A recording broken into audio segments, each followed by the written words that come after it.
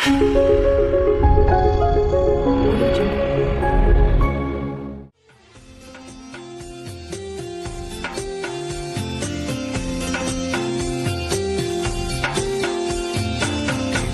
मधुरतम है प्रभु तेरे आंगन में वास करना, कितना मधुरतम है, कितना मधुरतम है प्रभु तेरे आंगन में वास करना, कितना मधुरतम है। सेनाओं के यहोवा तेरा निवास स्थान क्या ही प्रिय है। सेनाओं के यहोवा तेरा निवास स्थान क्या ही प्रिय है।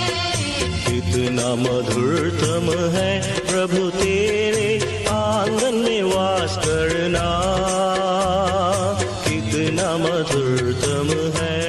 परमेश्वर के धन्य नाम की महिमा हो। आज के आराधनात्मक मनन की ओर आप सभी का बड़े प्रेम के साथ स्वागत करता हूँ। आइए आज के मनन के लिए हम एक और बार पढ़ते हैं निर्गमन अध्याय 24 की 1 और 2। फिर उसने मूसा से कहा, तू हारून, नादाब, अबीहू और इस्राएलियों के 70 पुरनियों समेत यहोवा के पास ऊपर आकर दूर से दंडवत करना। केवल मूसा यहोवा के समीप आए, परंतु वे समीप न आए और दूसरे लोग उसके संग ऊपर न आए। हमारे बीते रविवार के आराधनात्मक मनन में हम ये देखे थे कि परमेश्वर की आराधना करनी हमारे लिए एक विकल्प नहीं है, बल्कि परमेश्वर से प्राप्त एक आदेश है। अर्थात परमेश्वर की आराधना किए बिना रहना एक पाप है और ऐसे करने से हम परमेश्वर की आज्ञा का उल्लंघन कर रहे हैं। आज के मनन में पढ़ी गई बाइबल भाग से आराधना के संबंध में कुछ और भी तथ्य को मनन करने की कोशिश की जा रही है। परमेश्वर अपनी आराधना करने का आदेश सीनै पर्वत के ऊपर से मूसा और इस्राएल के अन्य प्रमुख लोगों को दे रहा है। निर्गमन के 24वां अध्याय में परमेश्वर की आराधना करने वालों को जो हम देख रहे हैं, वहां हम 3 भाग में बांटकर समझ सकते हैं। परमेश्वर मूसा से कहता है कि वह परमेश्वर यहोवा के समीप अथवा करीब आए। हारून, नादाब, अबीहू और इस्राएल के 70 पुरनियों से कहता है कि वे समीप ना आए, अर्थात उतना करीब ना आए जितना मूसा परमेश्वर के करीब। अब एक तीसरा विभाग को भी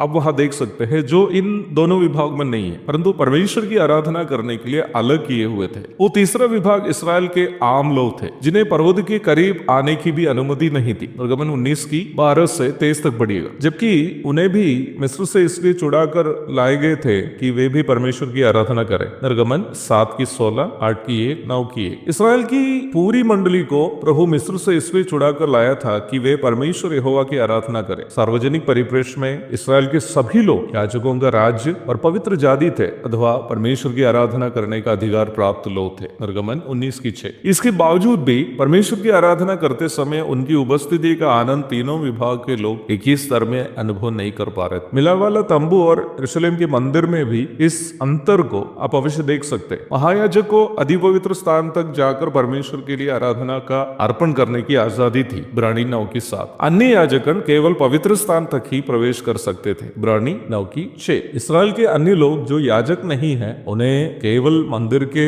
आंगन तक ही प्रवेश था। जो यहूदी नहीं है उन्हें आंगन में भी जाने की अनुमति नहीं थी। जब हम नया नियम की ओर आते हैं, यहाँ आराधनालय का जो हाथों से निर्मित है कोई खास महत्व नहीं है, बल्कि प्रभु उद्धार प्राप्त विश्वासी को ही अपना आराधनालय समझते हैं। प्रेरितों के काम 17 की 25, 1 कुरिन्थी 3:16। जहाँ 2 या 3 प्रभु के नाम में इकट्ठे होते हैं वहां उपस्थित होने का वादा भी प्रभु किया है, मत्ती 18 की 20। हाँ, पर आप इस गलत फहमी में ना रहे कि जहां भी 2 या 3 प्रभु के नाम में इकट्ठे होते हैं वे सब कलीसिया है। ऐसी गलत फहमी में ना रहे। कलीसिया उद्धार पाए हुए, बपतिस्मा लिए हुए, संसार के रीतियों से अलग होकर नियमित रूप में इकट्ठे होकर रोटी तोड़ने वाले लोगों का समूह है जो प्रेरितों की शिक्षा में बढ़ते हुए नियमित रूप में संगति करते हैं और प्रार्थना करते हैं। प्रेरितों के काम अध्याय 2 की 41 और 42। इस प्रकार इकट्ठे होते समय भी जरूरी नहीं है कि सभी लोग परमेश्वर की आराधना का वास्तविक आनंद अनुभव करते हैं। मूसा इसलिए परमेश्वर की उपस्थिति का आनंद नजदीक से अनुभव किया क्योंकि परमेश्वर के साथ उनका व्यक्तिगत संबंध भी उतना ही नजदीक था। इसराइल के साधारण लोगों की तुलना में प्राचीन लोगों का संबंध कम से कम सेवकाई की परिप्रेक्ष्य में ही क्यों ना हो,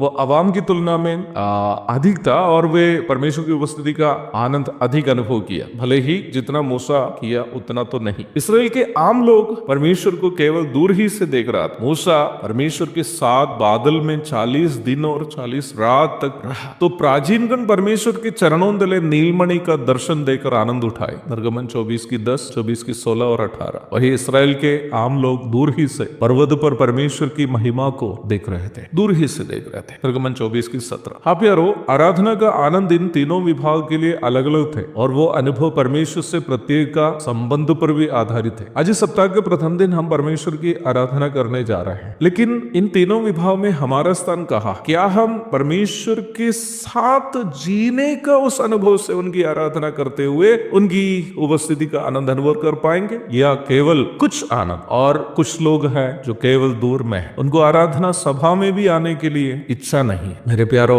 हम इसमें कौन सा विभाग में अपने आप को परखने के लिए सहायता करें प्रभु। क्या आप परमेश्वर के सबसे करीब रहने का अनुभव पाएंगे, या केवल उनके पावों का दर्शन, या केवल दूर ही से एक धुंधला दर्शन? आज जितने प्रभु के हम करीब हैं उतना हम उनका दर्शन भी अधिक कर पाएंगे। जितना हम प्रभु के करीब है उतना हम उनकी उपस्थिति का आनंद भी अनुभव कर पाएंगे। परमेश्वर की उपस्थिति का आनंद अनुभव करते हुए एक यादगार आराधना जो स्वर्ग के लिए ग्रहण योग्य है, अर्पण करने के लिए प्रभु मेरी और आपकी मदद करे। प्रभु के धन्य नाम की महिमा हो। परमेश्वर का मैं मंदिर हूँ और इसलिए आनंदित हूँ।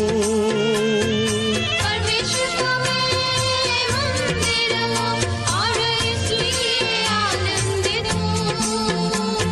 स्तुति रूपी बलिदान मसीह के द्वारा निरंतर चढ़ाता रहूं। स्तुति रूपी बलिदान मसीह के द्वारा निरंतर चढ़ाता रहूं।